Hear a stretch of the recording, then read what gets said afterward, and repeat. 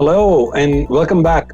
तो बात हो रही है टेक्स्ट फंक्शन की, सोचा आपसे एक प्रो टिप भी शेयर की जाए। तो गाइस, अगर आप किसी ऐसे कॉलम के साथ काम कर रहे हैं जिसमें लॉन्ग टेक्स्ट स्ट्रिंग्स लिखी हुई आ रही हैं, फॉर एग्जांपल आप में से जो लोग अकाउंटेंट्स हैं और जिन्होंने कभी लेजर के साथ काम किया है, तो लेजर्स में आमतौर पे मेमोरेंडम के या डिस्क्रिप्शन के जो कॉलम्स होते हैं उनमें लंबी डिस्क्रिप्शन लिखी हुई होती है।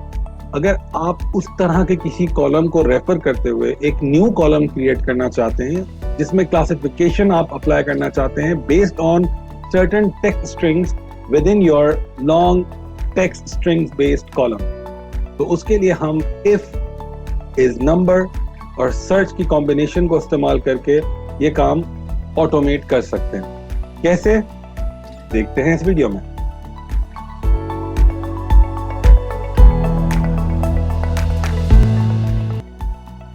कि हमने अब क्या करना है कि मुझे तो ये इस तरह .com में नहीं चाहिए, मुझे तो उसको क्लासिफाई करना है।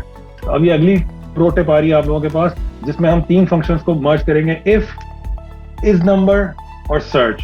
सर्च भी आप पढ़ चुके हैं, इफ भी आप पढ़ चुके हैं, इज नंबर भी पढ़ चुके हैं, और ये तीन चीजों का कॉम्बिनेशन से ब्रिलियंट किस्म की कैटेगराइजेशन हो सकती है। मैं यहाँ पे एक एग्जाम्पल आपके सामने सॉल्व करूंगा, अगली एग्जाम्पल जो है वो यहाँ पे आप खुद करेंगे, ठीक है। You have to try this yourself. तो मैं क्या करूंगा कि बेसिकली मुझे करना क्या है कि मुझे ये .com हटा देना है। I am not liking this .com, मुझे .com नहीं चाहिए, मुझे सिर्फ Gmail या AOL चाहिए, because I want to do something with this. Provider कौन है? So what I can do is I can use this if is number search and search for. अच्छा, उसके लिए मुझे सबसे पहले यहाँ पे लिखना पड़ेगा मेरे पास कितनी पॉसिबल वैल्यूज है। आई कैन सी इट कि मेरे पास पॉसिबल 3 वैल्यूज ही हैं। कहीं ज्यादा होंगी तो पहले आपको यहाँ से फिल्टर से देखना पड़ेगा कि कितनी वैल्यूज मुख्तलिफ हैं जिनको आपने सर्च करना है। तो आप अपना फॉर्मूला उसी हिसाब से बनाएंगे। मेरे पास 3 है तो मैं सिर्फ 3 के हिसाब से बनाऊंगा कि if is number search for what, search for Gmail, where, search for Gmail here, and if you find it, see what's gonna happen here. अगर सर्च फॉर Gmail मिल गया, जो कि इसको यहाँ मिलेगा, तो वो ऑब्वियसली Gmail का जो नंबर है कहाँ से स्टार्ट हो रहा है, वो फर्स्ट कैरेक्टर से स्टार्ट हो रहा है, तो वो 1 ला के दे देगा। लेकिन अगर उसको Gmail ना मिला, जो कि अगली रो में उसको नहीं मिलेगा, तो सर्च क्या रिटर्न करेगा? सर्च एरर दे देगा। तो सर्च के 2 पॉसिबल आंसर हो सकते हैं, या तो वो कोई नंबर ला के देगा या वो एरर देगा। तो जहां वो नंबर ला के दे देगा, तो इसका मतलब क्या होगा कि इस नंबर की कंडीशन मुझे आंसर देगी यस, कि नंबर आ गया। इसका मतलब Gmail यहाँ मौजूद था। और अगर एरर आएगा तो इस नंबर क्या कहेगा? फॉल्स, कि नहीं भाई कोई नंबर नहीं आया, कुछ मसला था।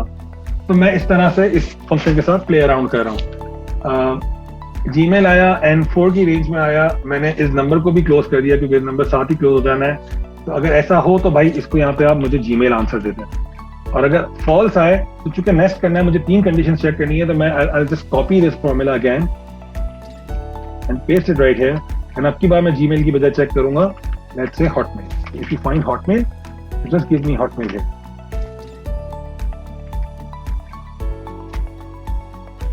And दोनों कंडीशन फॉल्स होंगी तो I already know कि तीसरी पॉसिबिलिटी सिर्फ AOL की होगी, and there is no other option to close both the if conditions, and there you go, and you have it, right? AOL, Gmail and Hotmail. अगर 5-6 values होती possible तो आपको if को फर्दर नेक्स्ट करना पड़ता। जितने पॉसिबल आंसर्स होंगे उससे एक इफ आप कम नेस्ट करेंगे, क्योंकि आखिरी जो होता है एल्स, उसके लिए कोई इफ नहीं चाहिए होता। वो जब सारी कंडीशंस की ट्रू फॉल्स सारी कंडीशंस के ट्रू रिजेक्ट हो जाते हैं, तो वो लास्ट एल्स की कंडीशन में चला जाता है। तो मुझे यहाँ पे 3 पॉसिबल्स चाहिए थे, इसलिए मैंने 2 बार इफ को नेस्ट किया, and I get this answer. Hey, thanks for watching. I hope you liked it. Please do not forget to subscribe to our YouTube channel and also press the bell icon so you receive regular updates.